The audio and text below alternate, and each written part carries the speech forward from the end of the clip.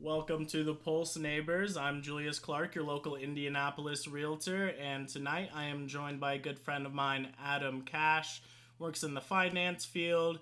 Adam, how you doing tonight, man? I'm doing great, Julius. Thanks for having me. Yeah, thanks for coming on. I know we've been looking to purchase a home together here. Well, you purchased the home, but I've been trying to help you find one here. And this month's all about first-time home buyers. I'm trying to stay uppity tonight, but my Ravens did lose tonight. It was a tough game. Zay Flowers, nothing on him. That was a great drive. Ended up fumbling on the one.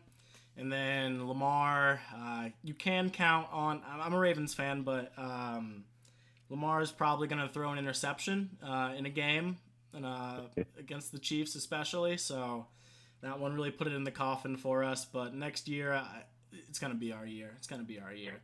Don't take financial advice from me though, because I didn't do well tonight, to say the least. Oh, okay, okay, uh, yeah, Thanks so much for being here, man. We're talking all about first time home buyers. I thought it'd be a great idea to actually have a first time home buyer on and just talk with you through what the process looks like. But before we do that, we need to get to know you a little bit better.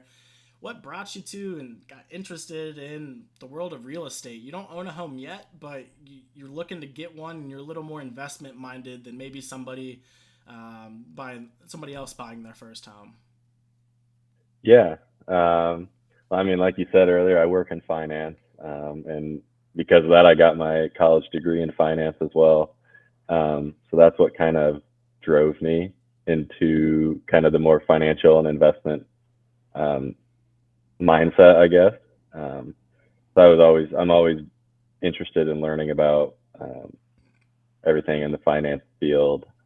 And then I ended up one day slipping on to YouTube, just random videos here and there, go down the rabbit hole as you always do on YouTube. Got into real estate videos.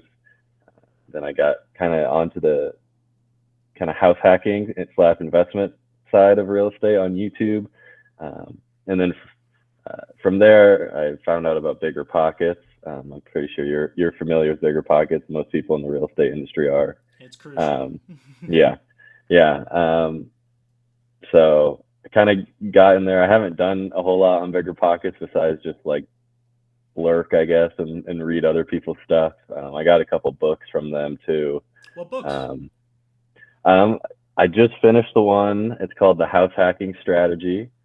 Um, what the title says, it just focuses on house hacking. Like you get a duplex, live in one side, rent out the other. And then I actually just got one called the 90-day or real estate rookie, and it's like a 90-day guide. Yeah, Um, I just read the introduction of it like yesterday, so perfect, man. I'm very new on it. So we'll see how it goes. But the Yeah. the first one was very good, and I've always heard good things about the Bigger Pocket books. So Yeah, keep up that education. I do think that that's definitely been something that set you apart in this whole search. I know we haven't found you something yet, but because you're somebody that's a little more educated on the topic than maybe somebody else just stepping in the ring for the first time, you've been able to take a little more of those punches well and been able to move forward and go on to the next thing because can't get every house out there. It's a really hot market right now, and sometimes we don't even see houses pop up that we want. So you just gotta yeah, wait for that perfect house to come up and make sure you're able to execute when that does happen. So I wanted to ask you, how have you been able to kind of get put in that position to pull the trigger when needed? uh, yeah, that's still a tough question, I guess, because it is still hard just thinking about it.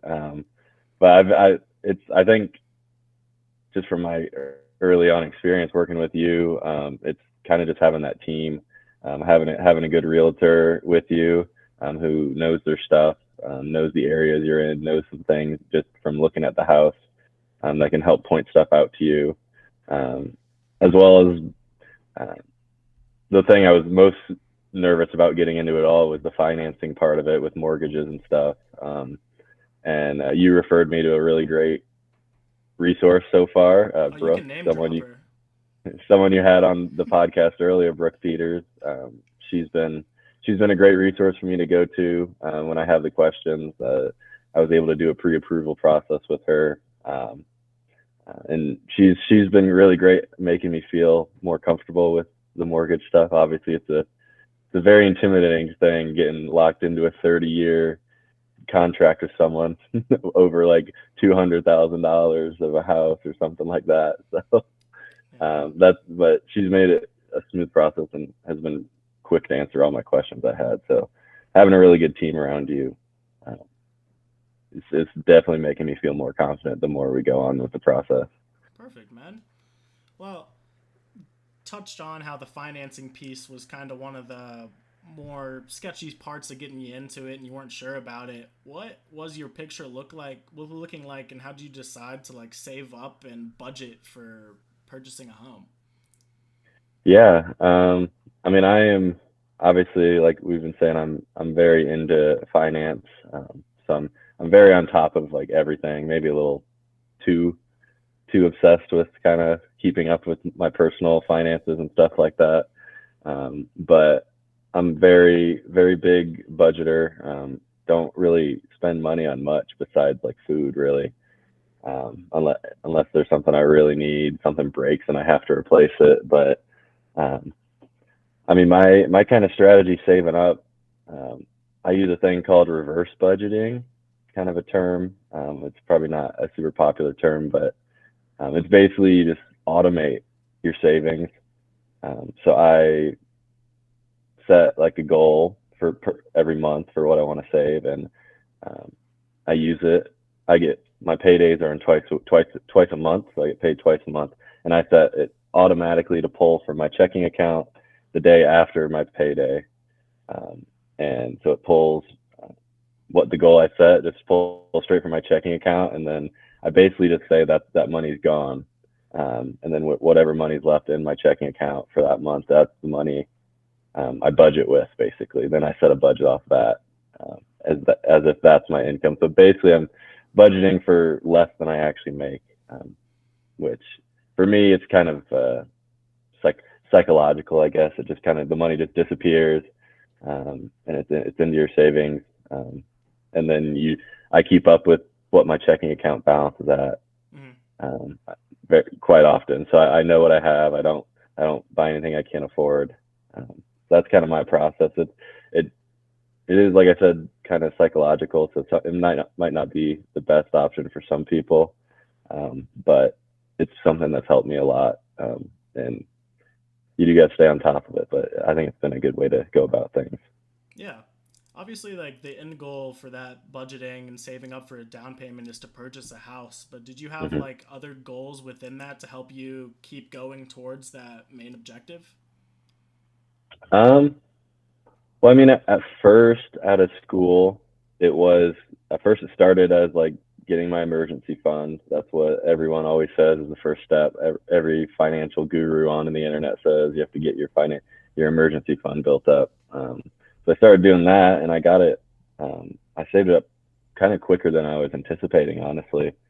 So then I kind of motivated me to continue saving more. And I knew in the future, obviously, I wanted to buy a house. I mean, that's a lot of people's goals, obviously, but I was expecting further in the future. Um, and then I kind of got more in with the house hacking stuff, um, and just having that momentum I had from saving up that emergency fund. It kind of helped me continue on and continue pushing towards the next goal, which ended up being kind of a real estate goal. So, Did you have like an amount set an amount for a goal to save up, or was your goal just to keep building that reserve so that when you were able to use it, it could be as fruitful or as plentiful as you needed it to be? um, I had an amount for the emergency fund. It was about, I think, all the, like I mentioned, all the financial gurus say 3 to 6 months of your living expense, um, which so I got about 5 months of living expenses on there. So that was really my goal. And then after that, I honestly didn't really have um, a number in mind. It was just kind of building off of it. And like I said, it gets automated. I automated it. So at a point, I just kind of stopped thinking about it, and it just keeps piling up and piling up. Yep. Um, because I mean, even still now, I'm still doing it because like I have enough for a down payment on a house, but um, I mean, you can always put more down on a house if it makes it easier. So I'm still saving up. So I mean, obviously, it depends on the price of the house too, if I can afford the down payment. But yeah, it's just still going, and it kind of out of sight, out of mind now with how I have it set up. Yeah, yeah. I would advise. I mean, I can't advise, but I do think that is a good strategy to take when you're in a job that you're able to get a regular income from.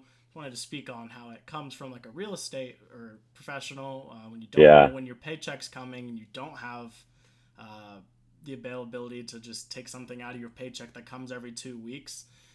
How I do it, it has to become like a lot more psychological and just how I act and spend my money because I do have a certain lifestyle that I want to maintain. It's not necessarily like super gaudy or luxurious or anything, but I do want to spend money on things that are going to make me happy. So what I do is I have a savings account, and whenever I do receive a check that's nice and able able to cover more than just my bills, I try to put like 20% of more than what covers my expenses into that account. I started doing kind of what you did when I was younger and did have W-2 jobs. I hmm started out when I was 18. Shout out Bob Brennan, our econ teacher from Zionsville. He got me hooked up in the stock world. The second I turned 18, I got a Robinhood account and started putting in $20 a week. That $20 a week grew to $4,000 pretty quickly investing in just I did ETFs a lot of the time. I did a couple of I didn't ever wasn't able to ever get a full share of Tesla starting off, but I did with Robinhood's what is it, fractional investing, was able to get a good amount of Tesla, and that did fuel a lot of my gains. But being in real estate, I unfortunately had to sell all of my stocks. The only thing I now own, because I wanted to still be in the market, because I don't know, people like to talk about stocks. I own the stock TKO, the partnership between the WWE and the UFC. oh yeah, uh, that just went up recently yeah, from shout out to Netflix for buying the streaming rights for 10 years for $5 billion. That sounds cheap, in my opinion, for the streaming rights to Raw. Pretty cool. yeah, yeah. Pretty. That was cool news. I saw that last week. I think it was actually. Yeah, it was. It was. And then hopefully the UFC can help that stock go up as well. But I just have that there to say that I'm in the stock market.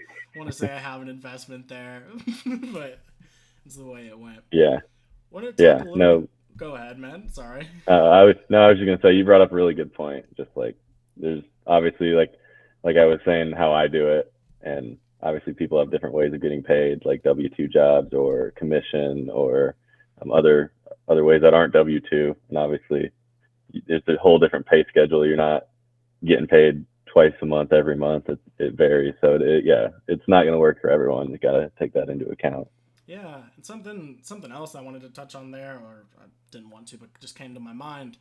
If you are somebody more in my camp where you're not having a regular paycheck come in, something I was utilizing but haven't now been that I'm more busy in the real estate world is getting a side gig. I would do my advice on something like that. If you do have something you're passionate about that has the potential to be monetized, is find something that's kind of like adjacent to the industry that you're currently in, and it'll help you gain more skills in what you're currently doing and ultimately make yourself a better person to maybe get a pay bump at work someday or just make yourself elevated. I don't ever think it's a bad thing to do that.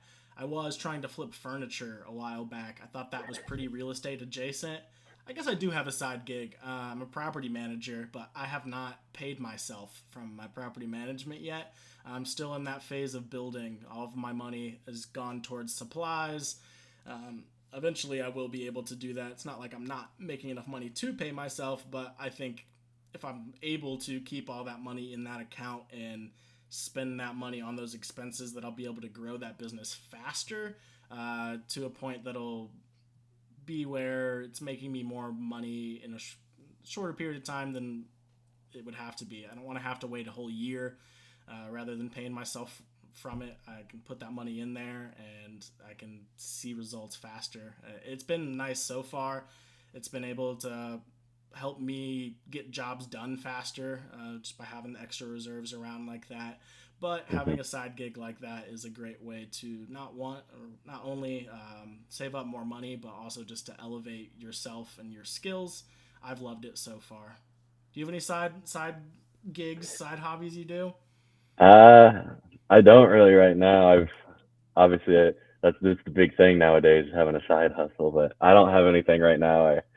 Um, I don't really have anything that I've been thinking of either. Honestly, I need to put some more time into it and see if I can come up with anything to go down that route. Yeah, awesome, man. Wanted to circle back to our discussion on like the home buying process. Your process, it started with self education and a desire to get into real estate. I think you reached out to me. I don't remember if it was on Facebook or Instagram, but you sent me a DM one day and we hopped on the phone, if not that day, a couple of days later, and just kind of talked about real estate. It wasn't about like what you were looking to do necessarily, but just kind of some information on what the market looks like. What does it mean to purchase a home?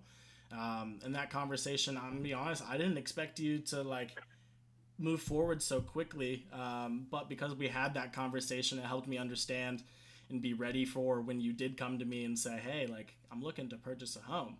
So we went and we got coffee. I showed you how I help you out purchasing a home. We put together a spreadsheet, a search, and we just go and try to see homes. Adam and I have gone to see, I don't know, a handful of homes, probably about 4 or 5 homes now. And they're not homes that we always think are going to be the home that he's going to purchase, but going to go see a house is just a great first step. It gets you in the door and helps you analyze what is in this property that I do like, what's in the property that I don't like, what changes would I need to make in it. Can I even see myself living in this area? Yeah. What are some of those things that you've learned going to houses? What you do like and what you don't like in an investment? Yeah. I mean, going into the houses are always they're always different, obviously, and it's been, I guess, a step out of the comfort zone. I guess it kind of gets you the ball rolling on the whole process. Um, but it's been good to kind of go into the houses. A lot of times the houses you always bring it up to me, like when we send some links back and forth about some houses are like as is condition or have some other weird terms about the sale, so you got to take that into account. But um, it has been good to like kind of just go in and see what are like the typical things that need work, especially on the homes in Indianapolis that we've been looking at. I feel like are definitely all older homes, and a lot of them I've seen. A lot of them have some of the same things that they need work done. I think like the common things we keep running into time and time again is furnaces, roof might need repaired, maybe the basement's a little wet and could have some mold or something. Some of the houses have foundation issues. It feels like those are like the most common things, and it's good to kind of start knowing about what the common things and common issues are Mhm. in the houses. So that's been good. Like you said, it's just been good to go in and see, start getting the ball rolling and learning as we go. Yeah, I wanted to point out you didn't mention a single thing about cosmetics. That's not always the case with a first time home buyer. Some people are a lot more focused on the cosmetics of a house. Maybe could you touch on why that's not like the first thing that pops into your mind on what do you need in a house? Yeah, I mean, obviously cosmetics are important in the long run, I think, but I'm not overly worried about cosmetics when I'm purchasing, when I'm thinking about purchasing, because I feel like a lot of it is easier to fix. More, it could be more do-it-yourself type stuff, um, cosmetic wise, and you decorate the house how you want to. Kind of take away the attention in some parts and put it in some others, just by like putting decorating and designing with your own like furniture and stuff. Um, but like painting is something easily that you could do yourself. Um, Sometimes just cleaning the place too. Sometimes the houses just need a good clean when you go through them, but um, I think cosmetics, um, like I said, it's kind of a do-it-yourself. It's easier to do it yourself. Sometimes you can't but easier to do yourself, usually less costly than some of these big things that we're talking about, like a furnace or a roof, or foundation issues. Those are my bigger concerns, I guess, at first, just because they're the more costly fixes and the most needed, like immediately needed to be attended to. They impact the value of the house a whole lot more, for sure. Yeah, For yeah, sure. that's That is one of the benefits of doing a house hack, though. Doing some of the repairs yourself is one going to save you money, and it's going to give you experience if you're somebody that's looking to purchase multiple houses over the course of your journey. It's going to give you experience on how to do those tasks yourself and be able to do them again. You could even, I'm not saying this is where you're going to go, but if you did end up being a big real estate mogul, you would have experience and people could even hire you to do those jobs on their houses in the future. So the world of real estate investing is for anybody that wants to join in. If you find a way to provide value to others in the field, you're going to find yourself friends and you're going to eventually provide value and be successful in the world of real estate. We've looked at primarily duplexes, but we've looked at some single families as well. Actually, I think the only single family that we looked at was, I actually remember the address. It's 6191 Broadway in Broad Ripple, that single family house that had like the little mm, kitchenette upstairs. yes, Yeah. I do remember that. I actually just Yeah, recently went back. They did a price drop on that house. It still doesn't make sense to me financially, unless you really wanted to like live there and you had a big family. I think it'd be a great house for that. It's in a great area. But as an investment, it had a couple of things in it that just weren't quite right. The first floor had a kind of funky layout. You had to walk through the dining room to get to the bathroom. So if your yeah, guests were coming over for a meal and one of them had to go up and use the restroom, it would just be awkward for our standards here. It would be kind of weird to do, and that's just one of the things that people don't always think about. I think is also very valuable in going to look at a couple of houses before purchasing one, to see how the layout feels and flows, to see what things are going to be necessary for you to want to purchase the house. A house also had an upstairs that was finished out with a kitchenette and had been used as, I think, a short term rental. They were generating extra profit from turning that into that. It wasn't officially a duplex or anything.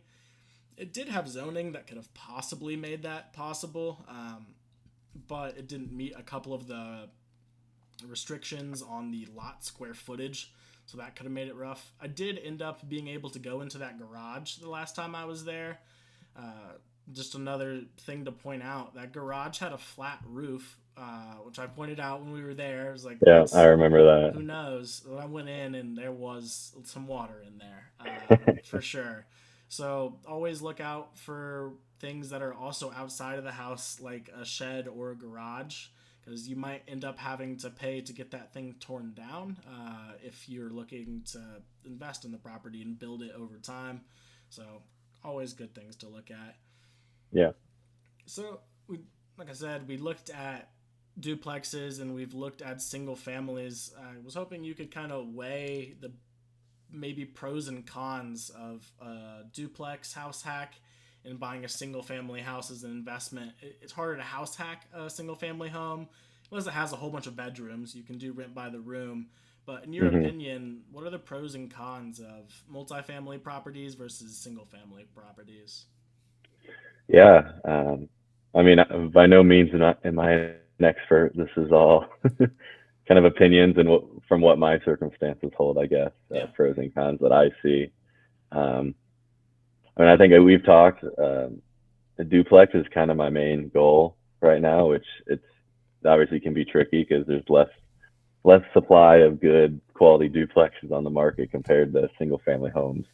Um, but my main thing is a duplex. I think is my goal right now, and I think the pros for it for me, obviously there'll be two totally separate units, um, and then I would live in one side. And my goal is at a certain point, my girlfriend would move in to that side with me. So me and her would live on one side, and then I would just rent out the other side. Like you said, it's it's a whole separate unit, so you're not living with another like random roommates around. It's totally separated, and it can help bring in income to you to pay off the mortgage while you're living there. Um, and then after that, the long term goal would be after a year or two, maybe more, um, you move out, and then you can rent out both sides. And then the goal is to have both sides rent when you move out, be able to cover the whole mortgage to make it cash flow. So that's obviously my goal. Easier said than done is what I'm finding out right now. But um, and I guess the cons, I guess you got to be the landlord, which is similar. It's a con for both of them, I guess. But sometimes a duplex, that's in my mind, just thinking about it in the future, could be, I guess, a little more difficult. You can't go in the other side every single day. Maybe you could, depend on how you write the lease. I don't know how that all works, but um, and you could just have some other person living on the other side, just trashing the place without you even knowing until the next time you're able to go in. And but that's, I mean, then you go to single family houses. It is harder to house hack. I think house hacking for a single family house is easier if you're kind of like, um, I guess if you're younger and single and kind of living on your own. Um, I guess for me, I didn't think single family house hacking was a possibility. I guess because I'm planning to move in with my girlfriend soon in the near future, and like if I just want to get a bunch of buddies to live in, I don't think my girlfriend would love to live with a bunch of my buddies living in all these different bedrooms across the house. But obviously, a single family, it's very nice because then you don't have to be a landlord if you're living there while you're living there. If you move out and want to keep it as a rental, that'll come back up again. Um, but I think duplexes and triplexes and quadplexes seem to be a lot easier to cash flow and keep long term as investments, to like continuously pay off your mortgage without having to pay more money out of your pocket. It'll just cash flow into your mortgage. Hopefully, I gave some good points there. I don't know. It's all opinions, and I was relating it to my situation. Maybe I was just yapping along there. No, man, you gave pretty valuable perspective. One thing there that I did want to get some more insight from you on was how that conversation's gone with your girlfriend. That can be one of the hardest things when getting into real estate investing is to getting your partner on board with whatever your crazy creative strategy is on how you're gonna get into real estate investing. Did that conversation start like a while ago? Has it happened? How has it gone? Yeah, it definitely started a while ago. I brought it up, but that was a long time ago, like maybe a year and a half, 2 years ago. Um, Saying like this is something I think would be cool. It would help us out financially, and we could go with it. And at that point, it was kind of way in the future Mm-hmm. thing, so it wasn't very. We probably both didn't think it was very seriously a possibility. Um, and then recently, since I graduated school, um, I've been thinking, oh, I mean, I can do this. Been saving a lot. If I keep saving, I can do it. And then I brought it up.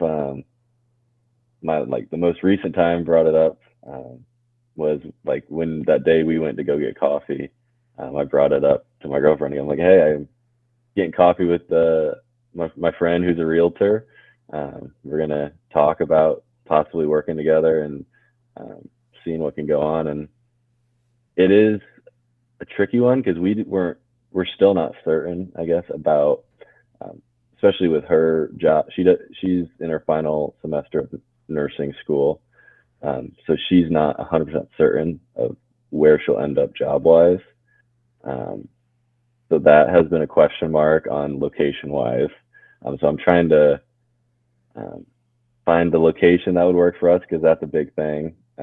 But as well as something that is good to live in, pretty quick off the bat, like doesn't need too much, like maybe just cosmetic works. But um, she's been good. She's been kind of excited about it, I guess, as long as she's trusting me for the most part right now. Since I'd be buying, I guess just under my name. She's kind of trusting me on it for now, but she'll get her. I will get her input before I pull the trigger on anything. And I think some of the stuff we've been looking at has definitely been places she would be fine with living. Um, so she's been supportive. Um, but I keep telling her it's for a year, maybe two. It's not our forever home. Yeah. That's what I keep emphasizing to her. It's for a year, like a year minimum. Um, a year is our minimum, and once we pass that, we can go on with our lives and figure else something else out. Yeah, I love that you guys have been able to have that conversation and just bring it up whenever it's relevant and have more conversation on it. Sounds like it's a tricky situation, but you're gonna be able to figure it out as long as you're having that open dialogue. You have Hmm. another question mark in your situation, which is a roommate that you currently live with in your lease. Yes. Could you talk about that as well? I feel like a lot of people are in that situation when they're purchasing their first home. They probably have a roommate. Getting out of a lease can be tricky. How has that gone? I know it's been a hurdle for you. Yeah, it is definitely a hurdle. Yeah, you just want to be able to kind of move on, I guess, without screwing anyone else over. Especially a roommate who's a good friend. I can't really screw him over, or else he's gonna hate me forever. But and I don't think I will. I think but it has been tricky. Just kind of been locked. You're locked into a lease. Like if I were to pull the trigger on a house today, I would probably just have to eat the costs or kind of figure out a way um, with him.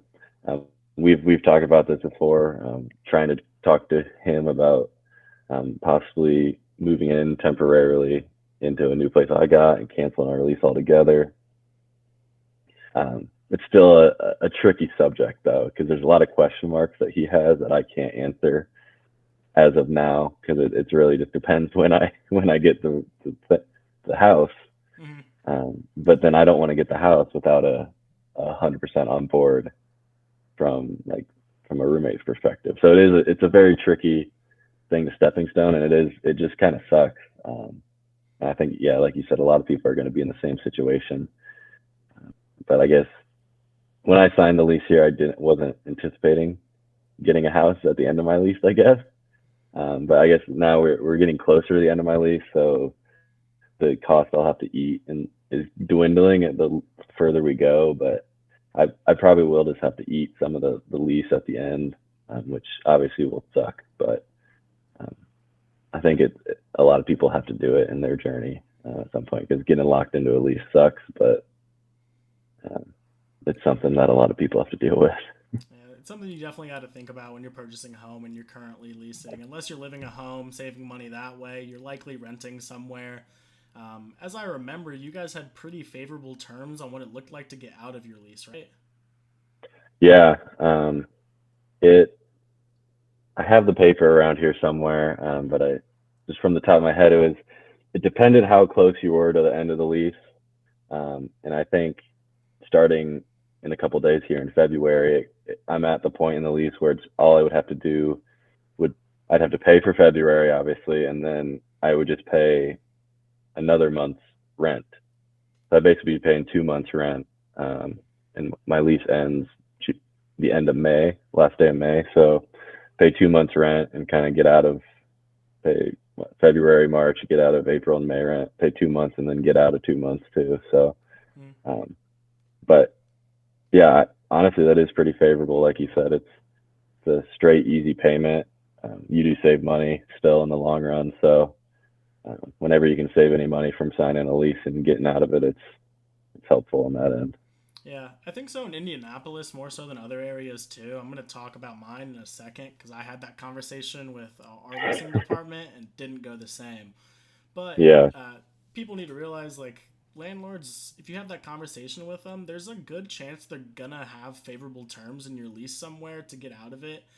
They're incentivized to get somebody else in there because rent rates have gone up. If you've stayed there for a year or 2 years, the rent amount has probably gone up $50 to $100, and that's more money that they could be receiving for that unit that you're currently staying in. So don't be too afraid to have that conversation if you're somebody out there that hasn't had it already. I went and had a conversation with our leasing department the other week because my girlfriend and I were looking at a job that would require us to live on site.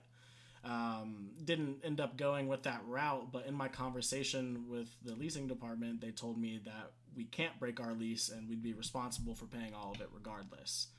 So Mm. that wouldn't really make sense. Our lease isn't up till June. So if we were to have taken that job, we would have had to continue to pay an exorbitant amount up here in Zionsville for our apartments. While Yeah. it could have made sense, and we considered it as well because we have a roommate here, and we wouldn't want to leave him without roommates paying rent. So we would have definitely, even if we didn't have a situation where we couldn't break the lease, we likely still would have just paid our rent and ate that cost. It's kind of an additional moving cost. Yeah. Additional moving cost of getting on there, but it Yeah. is what it is. Yeah. Yeah. It is definitely, like I said earlier, it wasn't something I was thinking about when I signed here. I wasn't thinking about that I would actually be in the position where I was ready to pull the trigger on something by this time. It just goes to show you, if you're interested in real estate at all, like, just take it into account. I guess it is something you have to consider, the timing of it. So it something I will now in the future consider if we get to a point where I have to resign or something, um, which hopefully I don't, Yeah. um, but it's just something to take into account for anyone in that situation. Yeah, I have a client currently, a first time home buyer. We put in our second offer together today, so congrats to them. Hopefully we Yeah. get it. It's actually a house hack duplex, so that'd be nice. Okay. That'd be nice. Yeah. Cool. But if they weren't able to get a house by when their lease is up in March, sometimes what you can do with your landlord is work out a month to month lease. That way, you're not having to go sign a whole new 6 or 12 month lease somewhere else and have to worry about breaking another lease. It might be more expensive. It probably will be more expensive to do a month to month. The landlord's going to want to get compensated more for a shorter lease period. Hmm. But it would be more economically feasible than having to break a lease. So Yes. it's worth it a lot of the times. Yeah. That's a So good point. Yeah. we're getting close to wrapping up here. I'm curious, is there anything else through this home buying process that you've learned that you didn't maybe had different expectations about before getting started? Um, I mean, there's just a lot of stuff that I've picked up, I guess, since getting started. I don't know if say it's a lot of stuff I didn't expect. I mean, I guess maybe just since starting with you, I didn't. I guess I didn't know how, like, just easily you could just go and see a house. I thought it was kind of more of a big process. Of I know obviously you've mentioned before some houses have different rules about coming to tour, but I mean we've gone out and just gone into a house, and then we look at one and you're sitting there right on your phone and you just type it in your phone and it's like, all right, we can go get tour this one too. Like, it wasn't even something we had planned at all. That was something I guess I thought it was more of a process to kind of tour a house. But it's easy to get in the door for most of the houses as long as you got a realtor with you. Um, but as well as a lot of the helping, I guess, with locations too, getting learning about the areas, and seeing how, like, the prices change depending on the areas. And that's been a big. So obviously, I knew it's more expensive to live in certain points, but just the big price disparity between different areas in the city, um, is an interesting thing for me as well. Yeah, like that one duplex that was close to Fountain Square, but we get there But turning around and it's like, wasn't quite Fountain Square. no, was not quite Fountain Square, Oh especially in yeah, there's Indianapolis. I don't know. Have you ever heard Indianapolis, the nickname the Spaghetti Bowl? Have you ever heard that?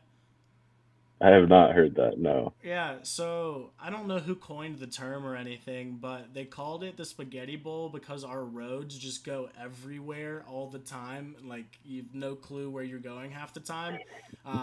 They just intersect in all these weird ways, but that has like a very big impact on real estate values and how hard it can be to understand what this house is worth here over on 123 Main Street, and then this house over here on 123 Oak Street. They're only zero point 0.2 miles away, but their markets are just vastly different. Yeah. That's even today for me is still a shock. Like I'll think I'll know a neighborhood, and then I go and I'm like, man, I didn't know this street was like this. Yeah. You never know, especially in Indianapolis. Yeah. I think my first like eye open to that was we went and saw that duplex in Irvington. Across the street from And it Irvington. was literally across the street, like a couple steps across the street, and you're in Irvington. But that one wasn't. It just was a whole, uh, just I guess it felt different too, kind of, and the price was different. Yeah, but that one was a funny one because like you look across the street, oh, there's Irvington. Well, everything's more expensive right over there, but Yep. this is not Irvington. Houses with the same exact layout, same build year, everything. Just the street name has everything to do Yeah, with what you're gonna yeah, be. Awesome, man. Well, I just wanted to congratulate you on getting the home buying process even started. It's a big feat. It's a really momentous opportunity and moment that's going to happen in your life. Other than getting married and having children, buying a home is 100% one of the biggest things that happens in most people's lives. So just wanted to congratulate you on that, man. You're doing a great job. It's been a minute, but something's going to come up eventually that's the right one. That's typically how it goes. You're going to be in the search for a while. You might get bogged down here and there, but if you didn't end up being the one at the closing table on that house, you just have to keep it in your mind that that house wasn't the one for you, and the one is out there. And I always feel very satisfied when I do have clients that are in your shoes and that have been to multiple houses. I haven't been able to get one, or the right house isn't popping up, and then eventually it's just something hits the market. I send it to them. They're like, "Oh my god, I was literally looking at that listing. Let's go tomorrow, or let's go today. yeah, Can you go right now?" Like, yes, please. And that's how this duplex that we put an offer in on today was. We got bogged down, lost out on a couple offers last week, and we're thinking about shifting strategies. They'd already shifted their strategy. Their ideal was a duplex house hack, and this whole past probably 6 months they shifted to looking at single family houses, and this duplex hits the market. I'm like, oh my, your original strategy that we gave up on is here. yeah. So always keep That's in mind what interesting. Yeah, you were looking for, because it might come back up even if it's not there right now. yeah, yeah. It is hard. I guess the duplex market, like we've talked about, is it as as what I've found out so far is it's a lot trickier and a lot more competitive when a good one does come up. Like that one we did tour that one last week or so, and as we were there, um, it got put on pending. Yep. So Yep. that that was like it's very competitive is what I'm seeing so far. So Yeah. Any house that's good on the market, it's not lasting max 36 hours.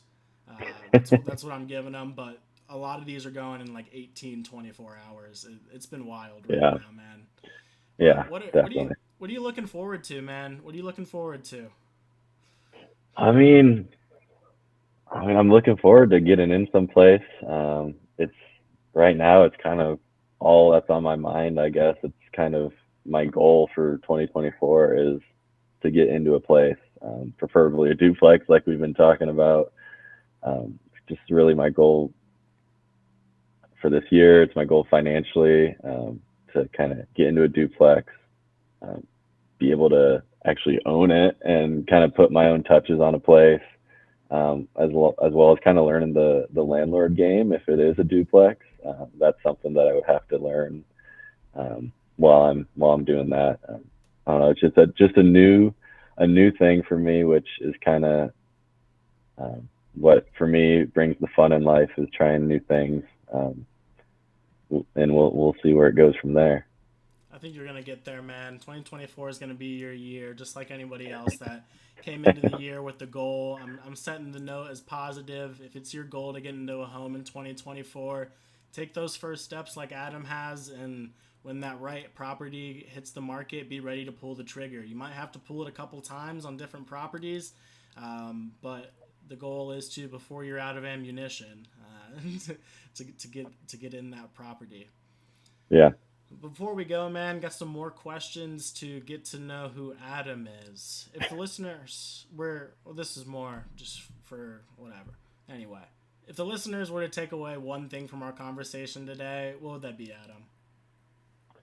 Uh, I'd say if you're in a position like me, kind of interested in real estate and you think it's something you could pursue, um, I'd say just take that first step. That was the hardest part for me. I remember reaching out to Julius for the first time about starting to talk about this stuff. That was so intimidating. It's just so hard to get to take that first step, and you can be stuck for a long time if you're just researching online. I think they talk about it bigger pockets all the time. Paralysis, analysis paralysis. Um, yeah, that's definitely something I was in for a couple months, and some people can get stuck into it for years. So just if you're ready financially to take that step, just reach out to a realtor and start that process going. It'll like this has been we've been building on momentum, I guess, with our process, and it's gotten more exciting as the more time that has gone on since I've taken that first step. Perfect, man. You've been taking great steps. Perfect. If listeners were to find you in your natural habitat, where would you be? Oh, well, um, probably, I guess I would say it's probably something to do with sports, whether it's watching sports. I've been big into going to sporting events in Indy recently. So either at a sporting event or playing some type of sport or just staying active, I guess. I was in a intramural soccer league earlier this year, and then you just go to the gym here and there too. So probably anything to do with sports or staying active is probably my answer to that. What sports were you in high school? I knew you did cross country. Is that the only one? Yeah, just cross country and track, the easy ones. I wasn't enough of a basketball star to be on the basketball Hey, team. we played basketball though. I always enjoyed having you on my team when we had those pickup games.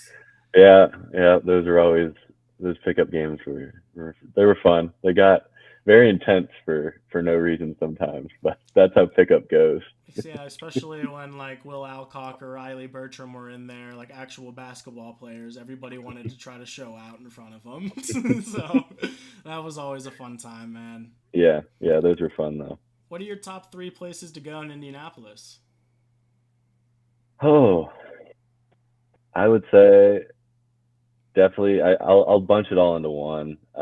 Any of the sporting venues, Gamebridge, Lucas Oil, Victory Field. I've gone to I went to one Colts game this season. Wish I could have gone to more, but gone to a lot of Pacers games this season so far. And last summer when baseball was still in season, a lot of Indians games were cool to go to. So I'll bunch that into one. Just any of the sporting venues. Number two, probably Mass Ave. I enjoy going anywhere in Mass Ave that have a bunch of different unique and restaurants. Some of them are local. There are some chains on Mass Ave still, but mostly are local. I like just walking up and down, trying new restaurants there, or there's a lot of bars you can go to with friends as well. Um, Number three, I haven't gotten there as as often as I wanted to, but Eagle Creek Park is always I like. We used to run there all the time in high school when for cross country, and I had been there within the past like year and a half was probably the last time I went. I need to get there, but life's just been busy. But it is one of my favorite, I guess, because it's so close. You don't have to go too far, and there's a lot you can do there on the water, fishing, hiking, running. Um, so I'd say those would probably be my top three. Yeah. Thanks for filling us in on what spots we might need to go to here in 2024 to check out. Yeah, Why don't you yeah. drop? I've already done my top three places a couple of times, but I'm gonna do my top three places that I want to go to more. One Okay. of them, number it was I'm not doing it in order or anything, but one of them was Eagle Creek. I'm not too far away from there. I should probably go get like a season pass and go there more with our dog. It's a great place to go hike. I love it there. Number two, similarly to Mass Ave, I've been there quite a lot, got to know the area, but I want to check out Fountain Square more. I haven't done that a lot. It's a little more artsy, a little more cultural there, so I want to get to know that area more. And lastly, I don't remember what I had. I had it picked out, man. I had it picked out. Oh, it was Newfields. I want to get back into the habit of Oh going yeah, to Newfields. It was easy yeah, when I went to Butler. I could literally walk there and I could go in for free. So I think it's been for me. It's like I have to pay to go there now, but it's so worth it. I love the yeah. third floor of Newfields. It's my one of my favorite spots. I love the sound room, the one with all the speakers hanging there. Have you been? I haven't been there in a long time. I went to the Christmas lights they put on Yeah. outside, but I haven't been actually like inside the building in a long time. Yeah, it's a cool little spot, man. Maybe we Yeah, can get some people together and go to Newfields, get some publicity for Newfields going. yeah, yeah. Heck, man. So, thank you so much for coming on the pod today. I think it's going to be very valuable for first time home buyers to hear the perspective of a first time home buyer on what the process looks like and how to not get bogged down in the process because it can be really overwhelming at first when you're first getting started. So, Adam, thank you so much. Where can listeners find more of you if they want to connect with you and talk about finance or how to go into this process of being a first time home buyer? I mean, I guess if you want to reach out, I'm on probably Instagram would probably be the best bet. If you want to message me on there, um, I honestly it's a underscore cash seven, I think, or it might. I'll link I, it. I I'm not even exactly sure, Awesome. but I think that's it. I don't. Sometimes the underscore misses me up on where it is, but I think it's a underscore cash seven. Perfect, man. Is But there that's probably the best bet. Yeah. anything you want to share before we get off of here? No, I don't think. I think we said it. The last thing I wanted to said was that question you brought up about what should you do you be a takeaway, and yeah, my answer is take that first step. If you're ready, and you're just sitting on the sideline, just take that first step and get into it. All right, man. Thanks so much, and I'll be seeing you soon, brother. Yep, sounds good. See you soon.